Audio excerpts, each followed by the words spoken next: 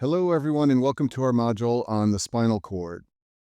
Before we can talk about the spinal cord, let's briefly talk about the spine, which is also known as the vertebral column. And it's called a column because it's a column of bones along our back, and it's made up of bones called vertebrae. This is a drawing of one of the vertebrae shown here. This is the anterior or front side of the bone, and this is the posterior or back side here. And so near the front, you have this so-called intervertebral disc section. And then behind that, you have this funny shaped bone like what's shown right here. The bone has little pieces that stick off of it, like these facets right here. And these are all connected to ligaments that hold the vertebrae together, and that's what gives strength to our spine. But in the middle of the spine or vertebral column, you can find the spinal cord. That's what's right here. And it sits in a region called the spinal canal, which is filled with cerebrospinal fluid. And then at various levels of the spine, coming off the spinal cord are these so-called spinal nerve roots. That's what's shown here, one going off on either side. And those are going to carry motor fibers that tell our muscles to contract. They also have sensory fibers that are bringing information back to the spinal cord so it can go up to the brain. And so that's what we're going to mostly talk about in this video, is how the spinal cord works to send out signals to muscles and take in sensory signals and deliver them to the brain. Okay, so I mentioned those spinal cord nerve roots or spinal roots on the last slide. Let's talk about those in a little bit more detail. There are many of these that come off of various levels of the spinal cord. So in the cervical region near the neck, there are 8 spinal nerve roots. There are 12 in the thoracic region, 5 in the lumbar region, and 5 in the sacral region. And then you should know that the spinal cord itself, that solid structure in the center of the spine, it ends at the L1, L2 level. This region of the spine is called the conus medullaris. But below that, there are still nerve fibers that are running down in the spine. They're all sort of loose, like long pieces of hair.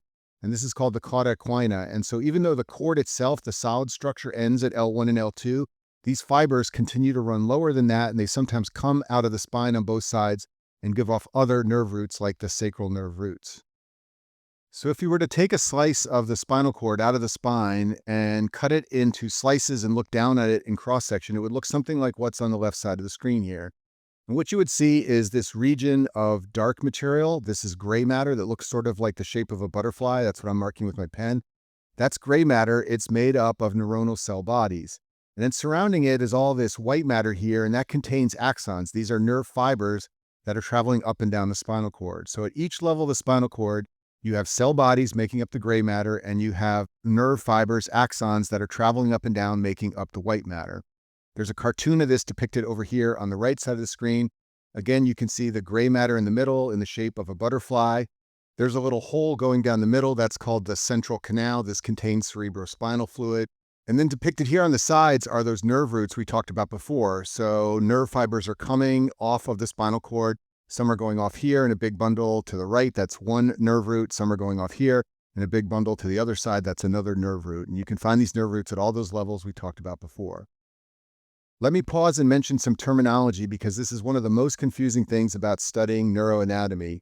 So when we say that a certain structure is dorsal, that means it's posterior or towards the back of the body. You may know that fish have a dorsal fin along their back. So in humans, the spine is in our back. So structures that are towards the spine, towards the back of the spine, those are called dorsal structures. The opposite of dorsal is ventral. This means anterior and towards the front of the body. You will also sometimes hear the terms rostral and caudal. So rostral means towards the top of the head, and caudal means towards the tail, which means away from the head. So these are not intuitive terms. These are not words that people use every day, so they can be very confusing when you're studying neuroanatomy. If you get these straight, it will make it much easier to understand the things you are reading and learning about. Shown on this slide is a drawing of what cross-sections of the spinal cord look like at different levels of the spinal cord. So for example, if you look up here at the top, this is what the spinal cord looks like around C1. You can see the butterfly in the middle surrounded by white matter out here. But as we move down the spinal cord, the gray matter changes shape. And when we get down to the bottom, you can see that there's mostly gray matter and not a lot of white matter.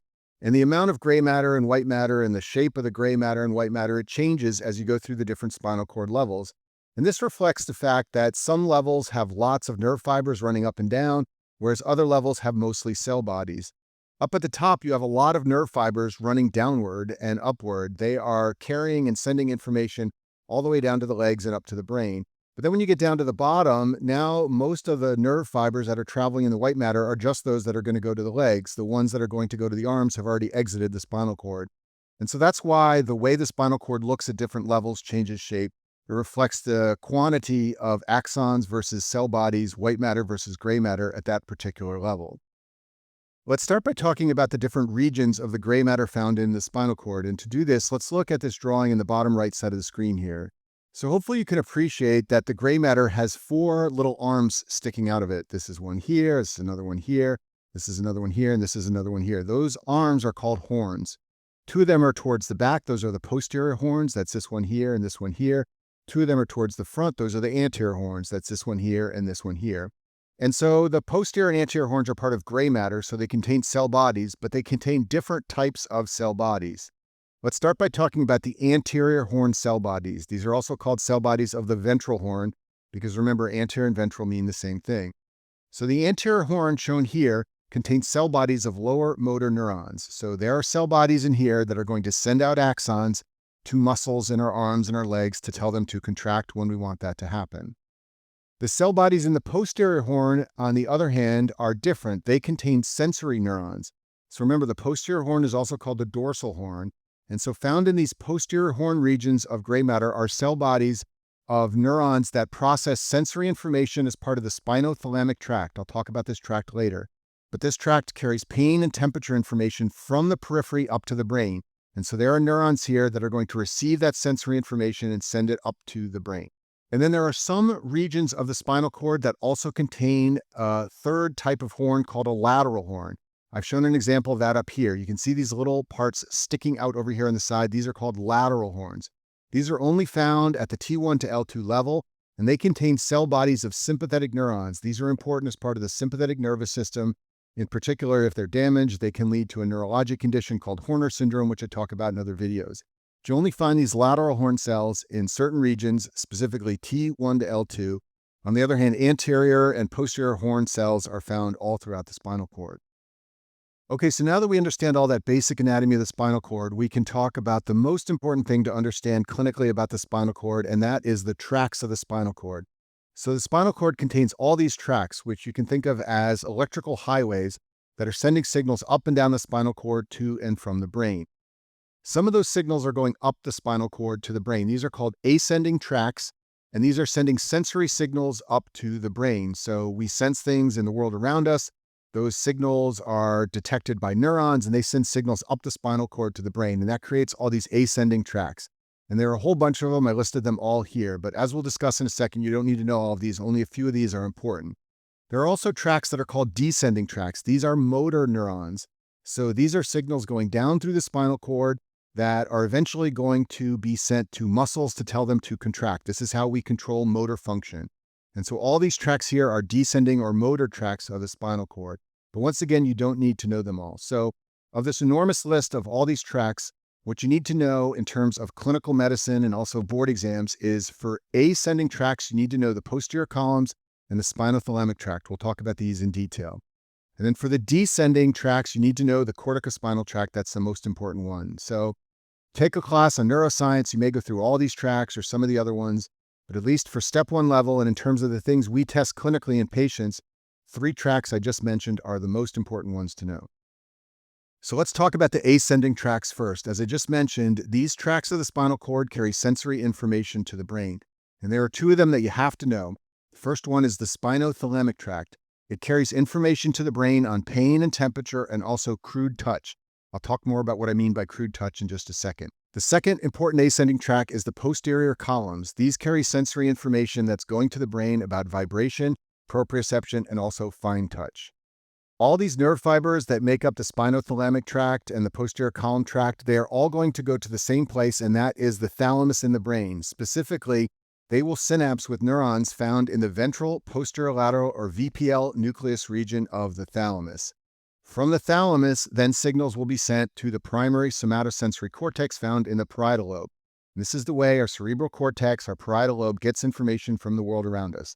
Sensory fibers pick up that information, send it through these ascending tracts. It goes up to the thalamus and from the thalamus to the parietal lobe. In order to get from the thalamus to the parietal lobe, it travels through the posterior limb of the internal capsule. And this is important in stroke syndrome sometimes because if there's damage to the internal capsule, then you can lose this sensory information to the brain. Okay, descending tracts, on the other hand, as I mentioned before, are sending motor signals to muscles. So the information that travels along these tracts begins in the motor cortex found in the anterior lobe of the cerebral cortex. It also sends fibers through the posterior limb of the internal capsule. From there, those fibers make up the corticospinal tract in the spinal cord, which is a motor tract carrying motor information to muscles in our body. Okay, so now that we understand the big picture of the three important tracts in the spinal cord, I'm going to talk about them in a little bit more detail. But before I can do that, let me tell you a little bit more information about how touch is transmitted in terms of sensation. So, crude touch is sensed by free nerve endings. And if you've watched my other videos, you know that free nerve endings found out in our skin also detects pain and temperature information. It's then transmitted to the spinal cord via A delta and C fibers, and from there it makes up the spinothalamic tract. So because the same structures, free nerve endings, detect crude touch as detect pain and temperature, these sensations, crude touch, pain, and temperature, are going to travel together in the spinothalamic tract. On the other hand, fine touch is detected by structures in the periphery called Meissner's corpuscles.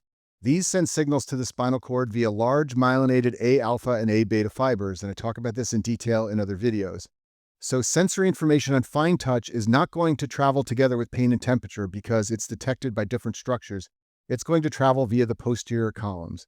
And so that's why when we're talking about the transmission of touch sensation, you have to define whether you mean crude touch or fine touch. Crude touch is just kind of knowing that you're touching a structure or not touching it. Fine touch, on the other hand, is distinguishing between whether you're touching something that is wet or something that is stiff or something that is loose. It's really a fine appreciation of the structure that you're touching, and that's different from crude touch. Okay, so now that we understand that, let's talk about the spinothalamic tract in more detail. As I've already mentioned, this tract carries sensory information that's going to the brain about pain, temperature, and crude touch.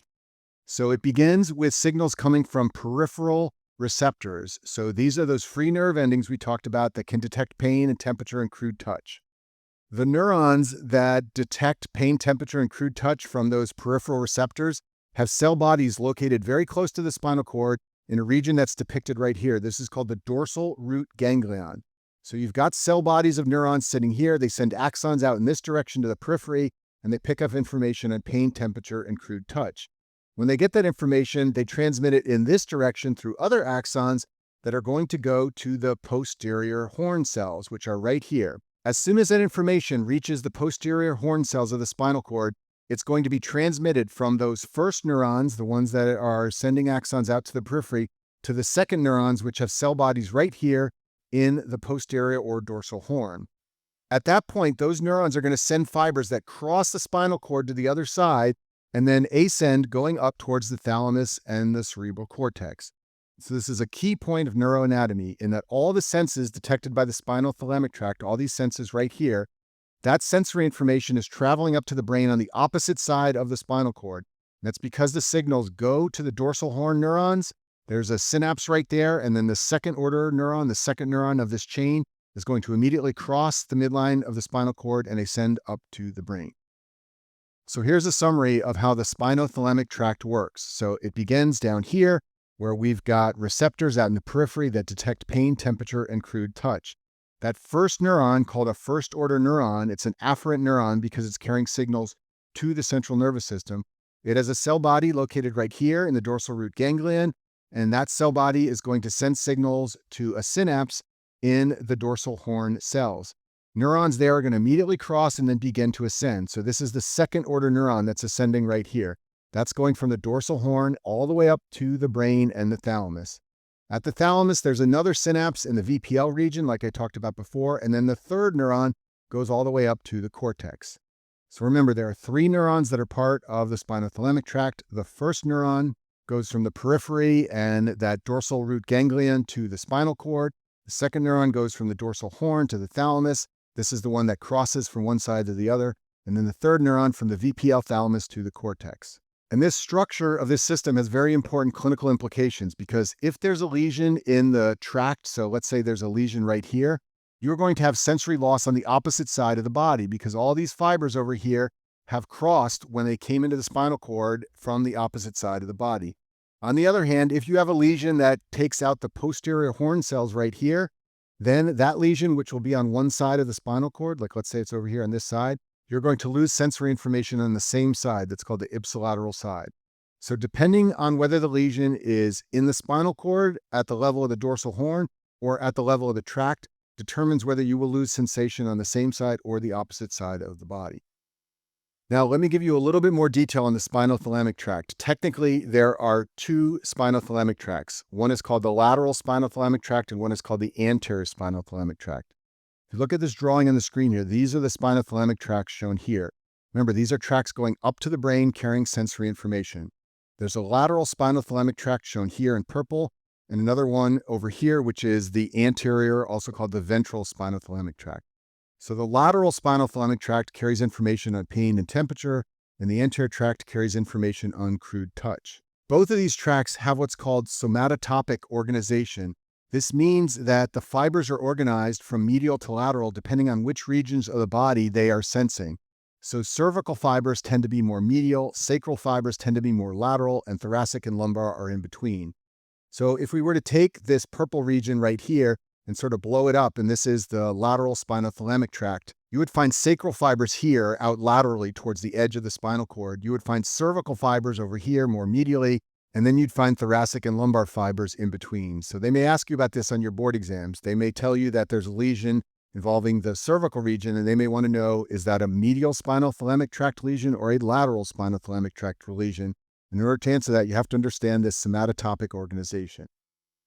Okay, so that's the spinothalamic tract. That's one of the two ascending tracts that are important to know. The second ascending tract is the posterior column. It is also called a dorsal column medial lemniscus pathway, and I'll explain why it has this long, cumbersome name in just a minute.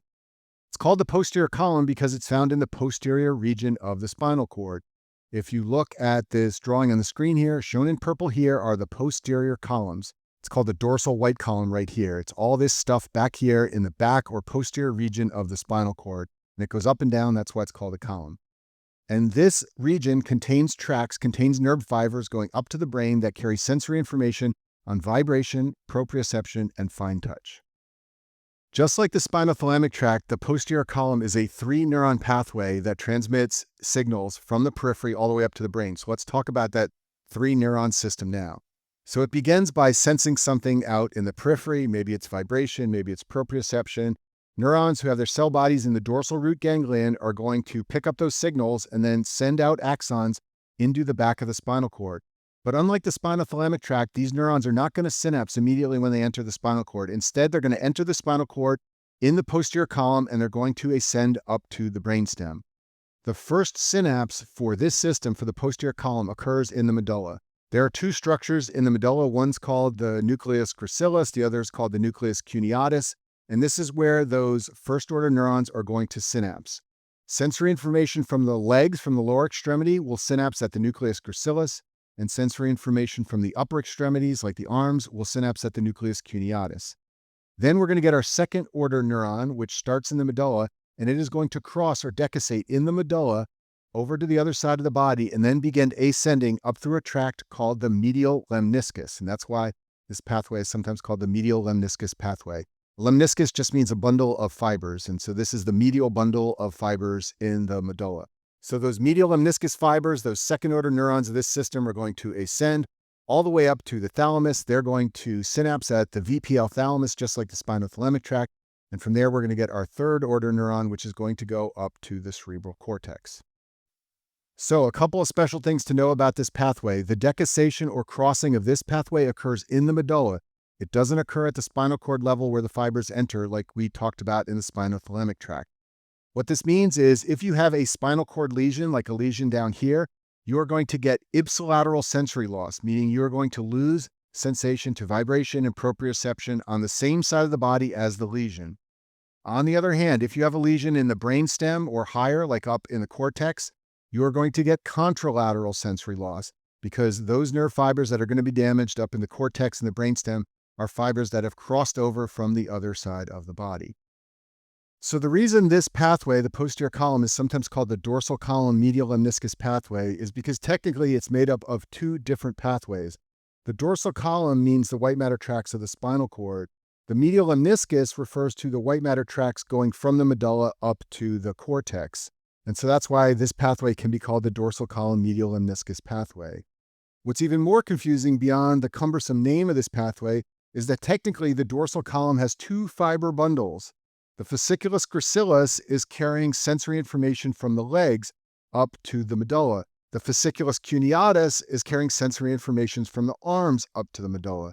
A fasciculus also just means a bundle of nerves, so technically the dorsal column is made up of two separate bundles of nerves, the gracilis and the cuneatus. They're each going to synapse at a different place in the medulla. In the medulla, you have the nucleus gracilis, which is going to be the place where all those fasciculus gracilis fibers from the legs are going to synapse. And then you have the nucleus cuneatus, which is where all those fasciculus cuneatus fibers from the arms are going to go and synapse. And then, as we talked about before, in the medial lemniscus pathway, second-order neurons cross or decussate and they send on the other side of the body. And then finally, if you look at this drawing on the slide, this is the dorsal column right here, the dorsal white column. The fasciculus gracilis is more medial. It's more towards the midline here. That's what I've written here. The fasciculus gracilis is more medial. And the fasciculus cuneatus is more lateral. It's more towards the outside. So the problem with this posterior column pathway that drives students nuts is there are so many different names for all the tracks. Just take your time, memorize them all, and then you'll be able to answer questions because usually the questions are pretty straightforward. It's the names that get confusing. Okay, so here's a summary slide of the key things you want to remember about how sensory information is transmitted to the brain. So we talked about the spinothalamic tract. It carries sensory information on pain, temperature, and crude touch, all the way up to the cerebral cortex. The nerve fibers that detect sensation synapse with another neuron at the spinal cord level as soon as they enter the cord, and then the second-order neuron crosses at the cord level and ascends on the opposite side of the body. The posterior column, on the other hand, carries sensory information about vibration, proprioception, and fine touch. Those fibers ascend in the cord at the same side as where the sensory information is detected. They synapse in the medulla at either the nucleus gracilis or cuneatus, and then they cross at the medulla over to the other side of the body. So a key point is that both pathways cross to the other side, but in different places. And since one of the most common neurologic clinical problems is strokes, and most strokes affect the cerebral cortex, which is very high up, it's easy to remember that a stroke on the right side of the body is going to affect sensory information on the opposite side of the body, because by the time you get to the cortex, both of these pathways have crossed. But for neuroscience and neuroanatomy, you have to understand that they cross in different places. And so if you have a clinical problem lower down in the pathway, like at the brainstem level or the spinal cord level, you may have sensory information affected on the same side of the body as a lesion. And I talk about this in a lot more detail in the videos on stroke. Okay, so those are the two ascending or sensory tracts that you need to know. Now let's talk about the one important descending or motor tract that you need to know, and that's the corticospinal tract. And as its name implies, it has fibers that go from the cortex down to the spine. These are descending motor fibers that are eventually going to deliver signals to muscles to contract. Shown on the slide is a drawing of the spinal cord, the corticospinal tracts. The lateral corticospinal tracts are found laterally out here, sort of in between the posterior horn cells and the anterior horn cells. These fibers also have somatotopic organization, just like we talked about before. So cervical fibers tend to be more lateral, and sacral fibers tend to be more medial, and thoracic and lumbar fibers tend to be in between. Now, technically, there are two corticospinal tracts. When people say the corticospinal tract, they usually mean the lateral corticospinal tract. That's what's shown right here. This is the major motor pathway that controls limb muscles like muscles of our arms and legs and hands and feet. There's also an anterior or ventral corticospinal tract located down in this region down here. It contains nerve fibers that innervate axial muscles like those that go to muscles of the trunk and those that are important for posture. But usually when people are talking about a corticospinal tract lesion, they're talking about the lateral tract, and that's because they're talking about lesions to the tract that control the arms and legs. If those get damaged, patients have paralysis and are unable to move their arms and legs. The lateral corticospinal tract is a two-neuron pathway, so let's talk about how this works now. So the first neuron goes from the motor cortex in the brain to anterior horn cells of the spinal cord. So to understand this, let's look at this drawing on the slide here. So this is a slice through the frontal lobe at the top of the slide here. This is the motor cortex, and it contains neurons, and they're going to send their axons down through the brainstem. At the medulla, those neurons are going to cross over or decussate to the other side. So this means that, for example, the right side of the brain over here is going to be controlling muscles on the left side of the body because of this decussation in the lower medulla. When those fibers reach the spinal cord at the level where they want to signal a muscle, they are going to synapse on an anterior horn cell. So remember, the anterior horn cells here contain cell bodies that send neurons out to muscles. So let's say the motor cortex wants to signal an arm muscle. It's going to send these fibers down through the brainstem. They're going to cross over. And when they reach the level of the spinal cord where you find neurons here for our arm muscles, they're going to synapse. And then that second neuron is going to send a signal out to the arm muscle to tell our arm muscle to contract. So on this slide, I've summarized what I think are key points to understand about the spinal cord anatomy. So you first need to know that the anterior horn cells, those are the cells right here, contain neurons that supply motor nerves to our muscles. Posterior horn cells right here contain sensory nerve neurons that are going to send information up to the cortex about pain and temperature as part of the spinothalamic tract. And remember, there are certain levels of the spinal cord that have a little lateral horn out here. These contain cell bodies of neurons that are part of the autonomic nervous system, the sympathetic nervous system specifically. And then remember that the spinothalamic tract carries sensory information on pain and temperature, also crude touch. The dorsal or posterior columns carry sensory information on vibration, proprioception, and fine touch. And then the lateral corticospinal tract is the major motor descending fibers carrying signals to the muscles of our body. In the video on nerve damage, I talk about motor neuron lesions. These are lesions of neurons that lead to motor or muscle weakness. And there are two patterns of muscle weakness you can see with nerve problems. One's called upper motor neuron problems, the other is called lower motor neuron problems. And in the video on nerve damage, I go through this whole table and talk about how to distinguish upper motor neuron from lower motor neuron lesions. I'm not going to go through all that again here, but I just want to point out that I've added a row along the bottom to help you out here. And it tells you the location of lesions that can lead to upper versus lower motor neuron problems. So upper motor neuron lesions involve the corticospinal tract or higher than the corticospinal tract, things like the internal capsule and the motor cortex. These are all pathways that contain those first-order neurons of the corticospinal tract. And so lesions here produce upper motor neuron weakness. On the other hand, if you have a lesion involving the anterior horn of the spinal cord or a spinal cord nerve root or a peripheral nerve outside the spinal cord, these types of lesions are what lead to lower motor neuron weakness. So make sure you understand the distinction between upper and lower motor neuron lesions, and then furthermore, make sure you understand all these places right here where the different lesions can occur that lead to the different findings. I'll finish this video by talking about how we test sensation clinically. So let's start by talking about the Romberg test. That's depicted in the top two panels shown here. So to perform the Romberg test, you ask the patient to stand like in panel A with their feet together and their arms across their chest and their eyes open. Then you ask them to close their eyes like what's shown in panel B. What this does is it takes away their ability to use vision to maintain their balance. At this point, they're entirely dependent on their posterior columns and their sense of proprioception and their sense of where they are in space to maintain balance. So if they close their eyes and they begin to sway or fall, that indicates a problem with the posterior columns. That's a positive Romberg test. We test vibration sensing using a tuning fork. You make the tuning fork vibrate and you place it against various places on the body and you ask the patient if they can feel the vibration. You can also test proprioception by asking the patient to close their eyes and then you move their toe or their finger or their leg up or down and you ask them to tell you whether it's in the up or down position. This is a way to detect proprioception problems.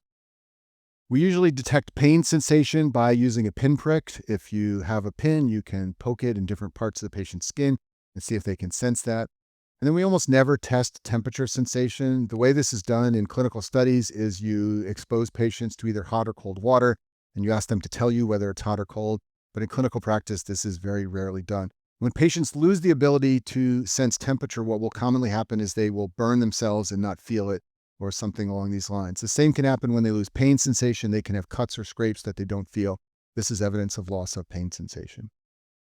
And the last thing I want to mention in this video is something called peripheral polyneuropathy. This is a condition that has many causes. It's very common in patients who have poorly controlled diabetes.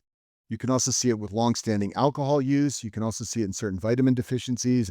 It's also associated with toxins and autoimmune disease. But the reason I'm pointing this out to you here is because when patients have this problem, pinprick detection will be weak at the feet, but then get better as you move further up the legs. So for example, you will put a pin to the bottom of the foot. They won't feel that. You'll put it in the back of the lower leg. They'll feel it slightly, and then you'll put it on the thigh and they'll feel it very well. This is pinprick sensation that improves as you go up the leg. This is not a spinal cord problem. When you see this, This is not a patient who has lost pain sensation somewhere in the spinal cord. If that were the case, the sensation loss would be equal across the entire lower extremity. When you see this changing as it goes up the leg, this tells you some kind of peripheral nerve problem. Usually it's going to be seen in a patient with diabetes, but you can also see it in a lot of other conditions. It's a peripheral polyneuropathy. It is not a spinal cord problem. And that concludes our module on the spinal cord.